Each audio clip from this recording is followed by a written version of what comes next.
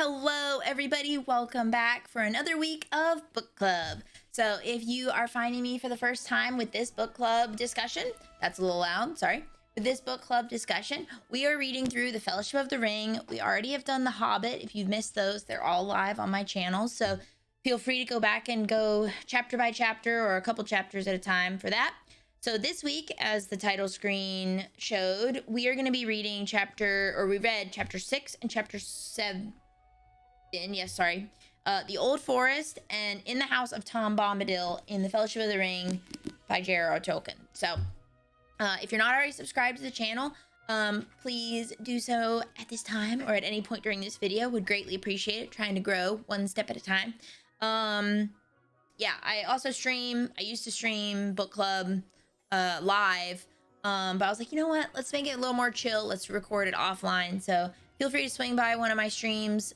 Same username is on here, and would love to see you, especially if you said, hey, I'm from YouTube. Makes me so happy. So hope to see you guys in a stream at some point. Let's get into the VC and get this book club meeting started. I have to find my buttons. Hello. Good to go. Right on. Right on. Word. Slay. All right, sorry. We taught one of my coworkers that, and now he'll just randomly use it in meetings. Like, we'll be like, does that work with everybody? And he's like, slay. I was like, oh gosh. Oh gosh. What does slay mean? I don't know that term. Oh gosh. Basically, like, you're crushing it, you're killing it. Word, amazing. Like, it's a lot of things, but it's, yeah. Yay for millennial lingo. Yeah, like right on, you could have said slay. Like or you could have said bet. Bet's on another one where it's like bet, you know, like, yeah, right on. Yeah. Okay, anyways, into Tolkien would never use such language. Anywho. No, in fact, he's probably like very upset with us right now. Oh, I know. He's like, you are discussing my work of genius while using such language in the opening scene? Ugh. Anyways. I have my... Well, I mean, he did write Tom Bombadil. He might not have lived it without sin, huh? Well, yeah. Okay. So... I will say, I know that we'll get into this, and I know there are lots of people in this chat today who really do like Tom Bombadil, and I think this time around, having the accountability of the book club, air quote, forcing me to read through Tom Bombadil, definitely made it more enjoyable from the standpoint of, like, it made me actually read it, versus, like, when I tried to read this on my own, I get stuck at Tom Bombadil. So, like, that was good, and he was quite quirky and fun, which was cool. However, I will say I'm ready for things to pick up a little bit. From a, like, can we get somewhere, please? I feel like we've taken 2 steps out of the Shire, and that's as far as we've gotten in 7 chapters.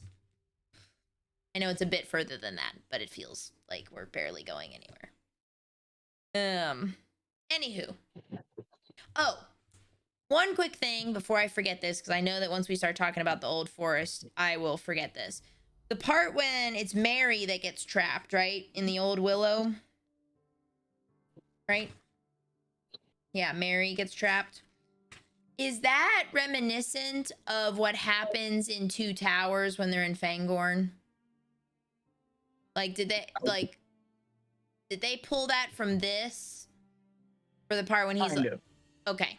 It was more of a, when I was reading that, I was like, this very much feels like, sounds like, is reading like, etc. Like that scene when they're drinking the special water. The trees are very alive. Okay. Like they're not alive in the sense that we know of them as alive, but like they're actual living beings. That's why like their roots will move and like can attack things. Right. It's a world where magic still flows through everything, not as mundane as everything we have. So. Right. Yeah. Definitely. And they definitely, Tolkien definitely conveys that in this first chapter where he mentions like he definitely talks about the roots. He talks about like, you know, they're like, wait, didn't the path just change? Why is this what? Like, you know, he definitely conveys like living trees that are ever changing and affecting the environment and like the scene, the landscape, there we go, like all around them and stuff. It was again just one of those kind of questions of like, okay, before we get started and I forget about this, I'm gonna ask this. So okay, so what are everybody like general thoughts on chapter 7? What do we think? How do we feel? What do we like about it? What do we don't like about it? What do we, all of it? Just start spewing thoughts about chapter 7. Are we skipping chapter 6? Crap. What thoughts about chapter 6? I was looking at chapter 7 to get like the chunk of chapter 6 in my hand, and my brain has been English hard today, big time. So, yes, chapter 6. Thoughts on chapter 6, the old forest. Go for it.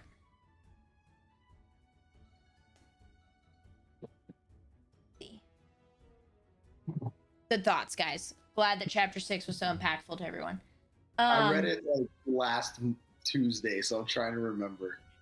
It's all good, man. It's all good. A good part of it is it shows some of the danger of the world early on, but without it being so bad that it's overwhelming for the reader. Oh, that's an interesting take on that. I hadn't thought of that. They do kind of bring that up. Go ahead, Because Tim. it's just introducing it. It's dipping the toe before the grand adventure starts. Okay, that's a fair point. I hadn't thought of that.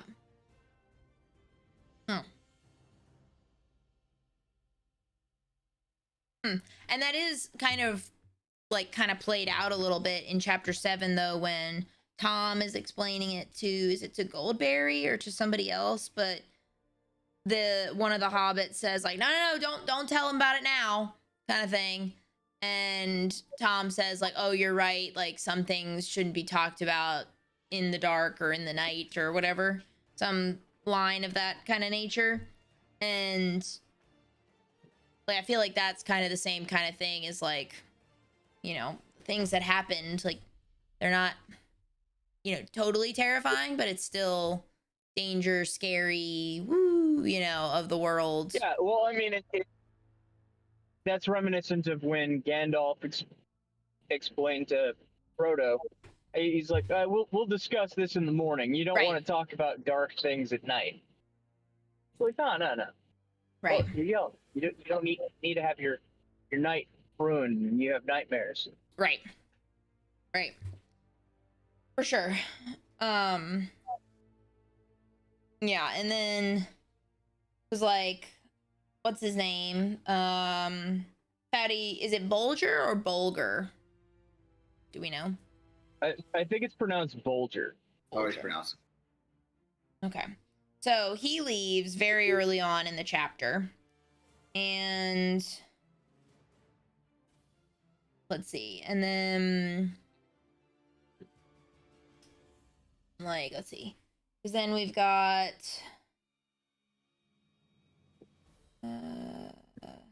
yeah, and then they're talking about the various dangers, the rumors they've heard, the stories they've heard of like what's in the forest. Ooh, you know. Let's see. They're trying to keep their bearings. They're trying to make sure they see each other.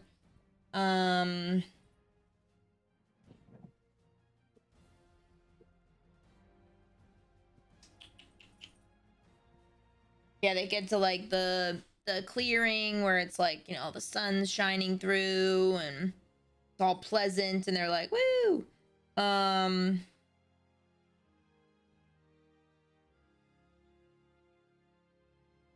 Yeah, I feel like other than that point, Tim, like I mean, and then obviously like Tom saving Mary from the willow tree. I I don't know. Was there like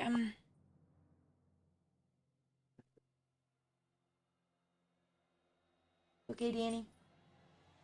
Sorry. It's like I'm like on edge ever since she wasn't feeling well yesterday. I'm like, are you okay? You okay? Let's see.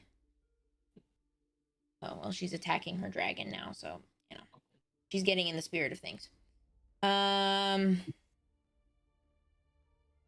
Yeah, they're talking about like, you know, who made this track that we're supposed to be following. Um,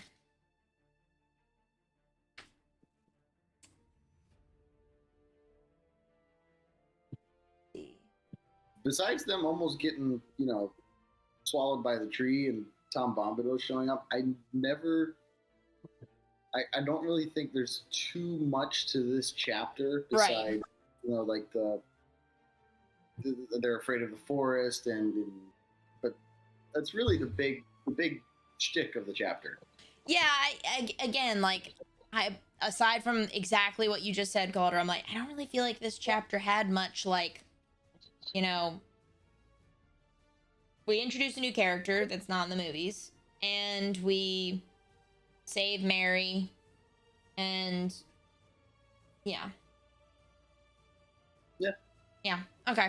I know we're literally 13 minutes, 14 minutes into my recording, and we're already done the first chapter, but like, I mean, there's no point in, dragging out a chapter that doesn't have, air quote, much going on for it. If there's not a lot of substance to it, you can't really extrapolate. And there's nothing wrong with that. Sure. Sometimes a chapter just exists to get you from one place to the next. Oh, that's so profound, Tim. Oh, beautifully said. I'm just saying.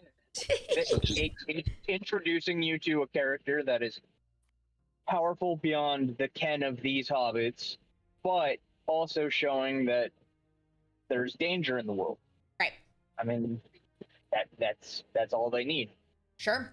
It gets you out of the Shire and into the wild. Sure. Okay, then. So on that note, chapter actual 7 in the House of Tom Bombadil.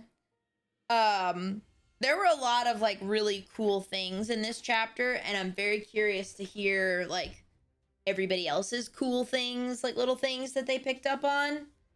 I mean, I guess technically we get introduced to a second character, Goldberry.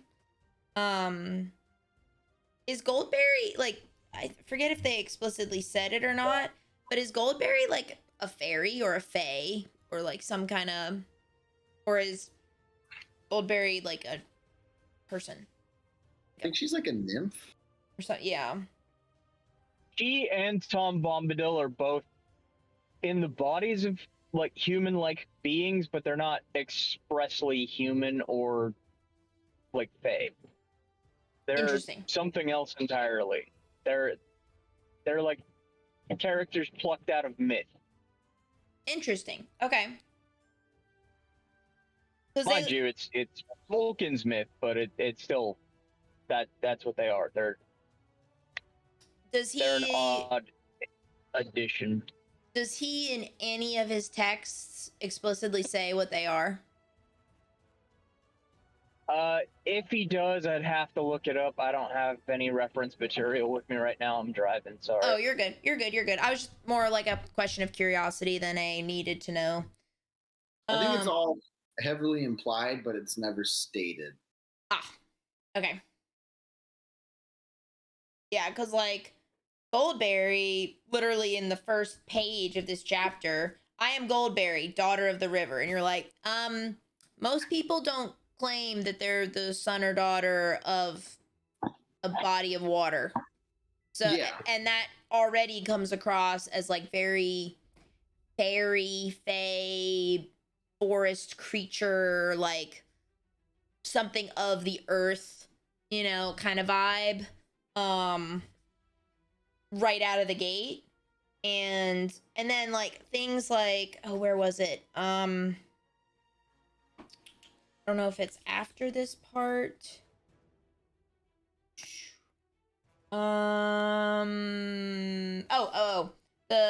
she then says, I had not heard that folk of the Shire were so sweet-tongued, but I see you are an elf friend. The light in your eyes and the ring in your voice tells it. And that was also kind of an interesting thing, kind of to go along with that mythological kind of like you said, Tim, powerful beyond what we know, is it's like, how does she know that? And she, you know, she's seeing it from this glint in his eyes and how he speaks, like, is like, interesting. You know, it's a simple little thing, but it's kind of like, how did you know that? The benefit of a character being literal magic. Right. And I think if we remember back to some of the discussions of The Hobbit when Yoren was in here, is like, it's not the like, it's not that magic like we think of like abracadabra, you know, or like when I tap this hat, you know, 3 times the you know, like, it's, you know, it's not that kind of magic. It's this much more whimsy magic and like kind of like a, you know, unforeseen but seen magic. It's a force that exists outside of necessarily words. Like, Right. it just exists. It's not just like saying I conjure a fireball or something. You can't just say certain words and bam, you've cast a spell. You actually have to draw it from the earth. Right. And then like to go on to like kind that's why wizards. Go ahead. Sorry. No, you're good. That's why wizards aren't such a common thing in this. Right. Like, in fact, the wizards in Lord of the Rings aren't humans. They're something entirely different. Right. They're more akin to angels than human beings with magical abilities. Right. And then to kind of get a glimpse into like who Tom Bombadil is, like similarly to the the daughter of the river kind of thing, is like I think Goldberry's describing like who Tom Bombadil is, and like the trees and the grasses and all things growing or living in the land belong each to themselves. Tom Bombadil is the master. No one has ever caught old Tom walking in the forest, wading in the water, leaping on the hilltops under light and shadow. He has no fear. Tom Bombadil is master. And that, you know, again, it's like, well, this earth, like the earth in this area, or, you know, however vast said area is, like, yes, it's all ruled by itself, but at the end of the day, like, Tom is the master of that. And it's like, that was kind of interesting of like, well, who is this person if he's master of trees? Like, out of context, that sounds a little weird to be like, I am the master of this forest, other than to say, like, in modern terms, you own the land that the trees are growing on. But I don't know, again, kind of that similar, like, these people are kind of, you know, wood nymph, wood, you know, fae, tree, forest, fae vibes. There's a lot of abstract language when it comes to Tom Bombadil. Like, there's no clear definition of his power. And I think later, if I'm remembering correctly, Gandalf actually talks a little bit about Tom Bombadil, like when they're doing a rehash kind of Frodo's leg of the journey. And again, it's been a while since I've read it, but I'm pretty sure even Gandalf says he doesn't, if Tom Bombadil would probably be the last holdout, like if Sauron won, but he doesn't know who would win in the end. Interesting. Like, that definitely would allude to something very powerful. Like, right. Because it's like Sauron, you think, is like the epitome of evil and most powerful evil thing, and yet at the time, yeah. Well, yeah, yes. But you're saying, you being Gandalf, are saying that Tom Bombadil could like go toe to toe with him. Like, that's saying something. Yeah, absolutely. So no, that's very interesting, and that's in the Fellowship. Like it should be. It sounds like it's coming up like in the next couple chapters. Yeah, the next time they see Gandalf and they have their recap of like, what happened to Gandalf and Frodo tells them what happened to them. I'm pretty sure, and again, it's been a couple of years. Oh yeah, He says that. very cool.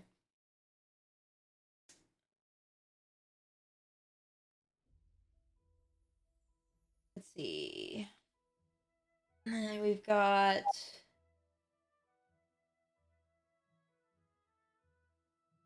Ooh, excuse me.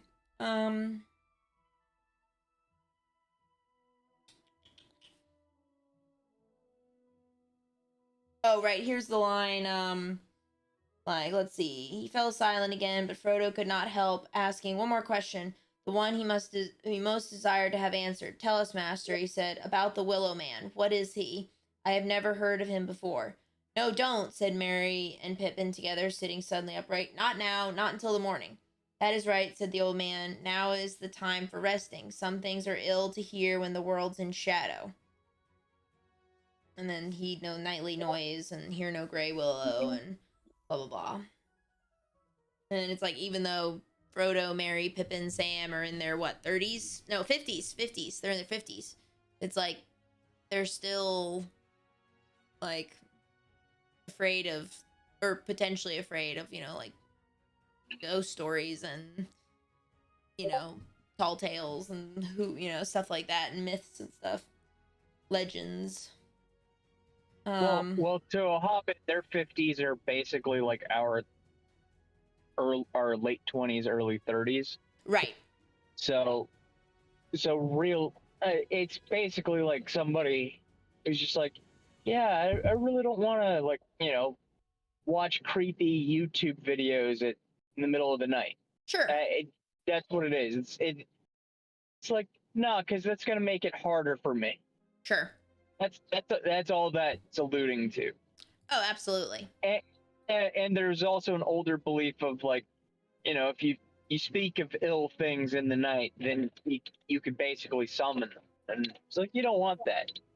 Oh, for sure. Yeah, speaking it into existence. No, thank you. Yeah, like old superstitions worked like that, and it's one of those things. It's nice to see in Tolkien's work him bringing like old folk superstitions as part of the world building. Oh, sure. Absolutely. Without necessarily going into each of their dreams, it was interesting that they had like various different dreams and experiences while they slept. And one thing that I will comment on, because it kind of alludes the whole like sawing logs comment, if somebody's snoring, is at the very end of this. For me, it's 120 at the very top of 126, but it's at the end of this dream explanation. As far as he could remember, Sam slept through the night in deep content, if logs are contented. And that to me, whether it was designed to mean this or not, kind of like is that whole like sawing logs and like you're sleeping like a log. Yeah, exactly. Like you're just, it alludes to that kind of turn of phrase without saying it, which I just thought was cool. Yeah. So it was a kind of, I've kind of become more aware, on the lookout for, etc., of like those little turns of phrases, like how we had reference to, what was it, golf and football, soccer, there was some other sport in The Hobbit that we were hinted to or explicitly said or whatever.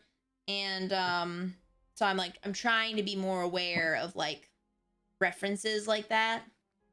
So anyways, so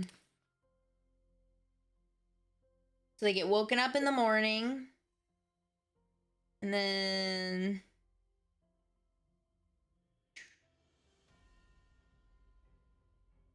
he woke up Goldberry by singing.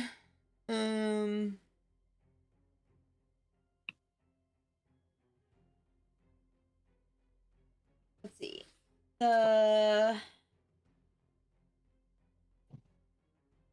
There's an interesting snippet when Frodo asks him like who he is. Where's that? I know we don't have the same page, like the same size book, so What's Maybe it's like- happening around it? let me see. I'm going back to where it is. They're talking about the Barrow Whites. Is that after he says this is Goldberry's washing day? Yes, it is like 2 pages after. It says, "Who are you, master?" he asks. And he goes, "Hey, what?" said Tom, sitting up and his eyes glinting. What's the top of the paragraph? Like, what's the first sentence of the top of the paragraph? It's a separate paragraph, like, "Who are you, master?" he asked. And then there's a new paragraph again where he says, "Hey, what?" Interesting. Okay, hold on. Oh, I found it. Okay. Right, yeah. And then he starts listing off like Daenerys Targaryen names, pretty Right. much. Eldest, that's what I am. Mark my words, my friends. Tom was here before the river and the trees, which we know, like, the trees in Lord of the Rings are old as all hell. Yeah. Old as dirt. Exactly. Like, even Treebeard later on, like the next book, he's like, "Yeah, I was first." Mm. So, they're pretty old. And then he says, Tom remembers the first raindrop and the first acorn. He remembers before the big people, so humans, and then the little people, hobbits, obviously. Before kings and graves and barrow whites. Before elves passed westward. Oh, so And then we're, he yeah, a said- long time. Yeah, and before the Dark Lord came from outside. Now, I don't know which Dark Lord he means in that case, because there's 2 to date. Do you know, Tim? I'm fairly certain he's talking about Morgoth. Okay, that's what I thought too, which is like what, 6,000 years before or something, 3,000 years before? I think it's 3,000. So he's old. Fairly. Oops. Tim, you're going super roboto.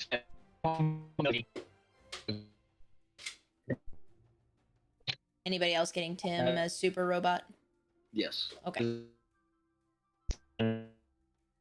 Please hold while we were having connection issues. He's probably imparting like super in-depth knowledge. I know! Tim, everything you just said was super robotic. Unfortunately. Annie, please don't destroy that. Sorry. Oh no, he's still a robot. Oh. Well, robot Tim left. Oh, he's back.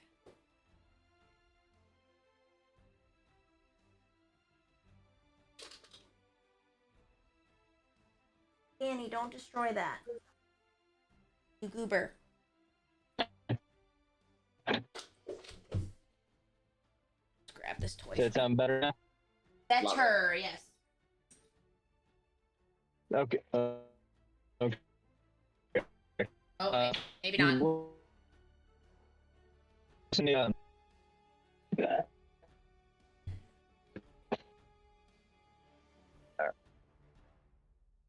If you're home, get on the Wi-Fi. How about now? Ooh, Better. Yeah. Okay, no. there we go. I think because it's under the freaking thing. Nope, But we're yeah, back to it. Well, maybe. So he wait more. Yeah. Let me just. I'll be inside and I'll continue. Keep going. Oh, he must be on the outskirts of his Wi-Fi. I think that's what he said. Yeah, and like for us to keep going. Yeah, we'll come back. Yeah, so, okay, so Tom has been around for a long time. And then, so what was your thing that you said, Calder, that you were, like, really intrigued by with this? Was that he was saying that he was there for a really long time? Yeah, and it goes hand in hand, kind of what with what I said about there's a lot of ambiguity in the terms of Bombadil's powers and age and just Sure. status in the world, because he says he's first, and then like I said later on, Entbeard or Treebeard says that he's first. So like he's old. Like it's just, and it's really interesting because we don't know exactly which Dark Lord he's talking about, because Sauron's kind of like a little Dark Lord comparatively. Right. But That's it. it's also like he answers the question in this paragraph, but also like doesn't answer the question at all in this paragraph. Exactly. Yeah, that's cool. I like that. I did not pick up on that when I read that. So that's why I like doing this. Is like I like hearing other like perspectives and stuff.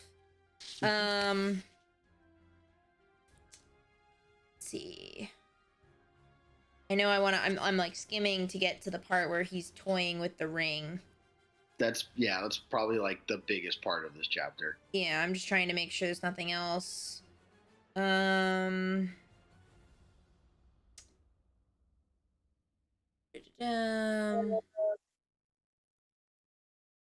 Oldberry's singing to them, which kind of seems accurate for a forest creature of some form or fashion. So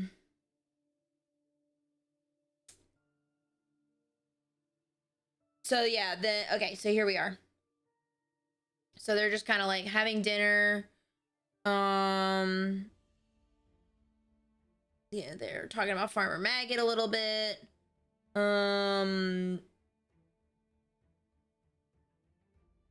Yeah, so here's kind of another part to your like, how powerful is he? This whole part of, indeed, so much did Tom know, and so cunning was his questioning that Frodo found himself telling him more about Bilbo and his own hopes and fears than he had told before, even to Gandalf. Tom wagged his head up and down, and there was a glint in his eyes when he heard of the riders.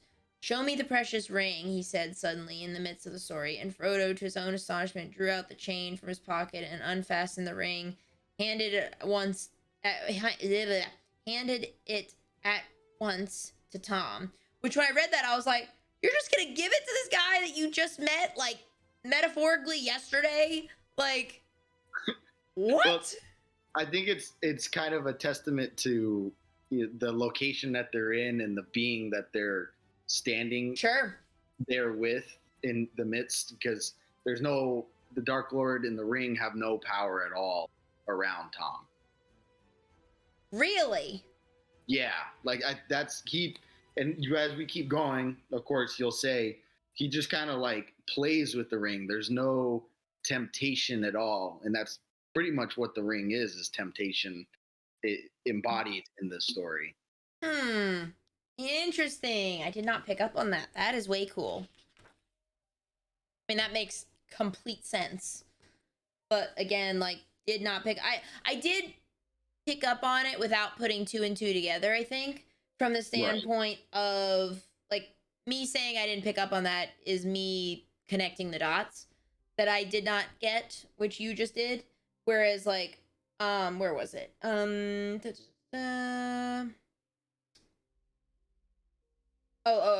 part. Let's see.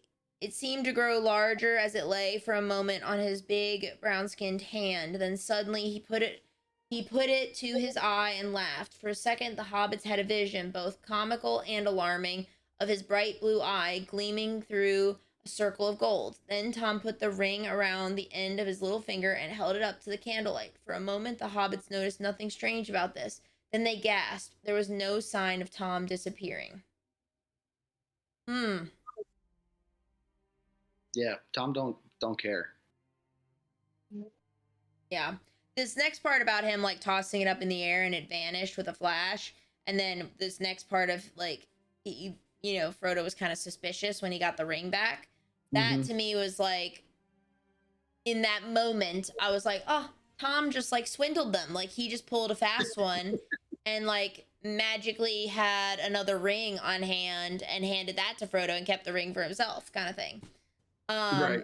Like, because that's how that reads, is that, like, Yeah, like it literally says, like one who has lent a trinket to a juggler. Like, exactly. Exactly. Yeah, and then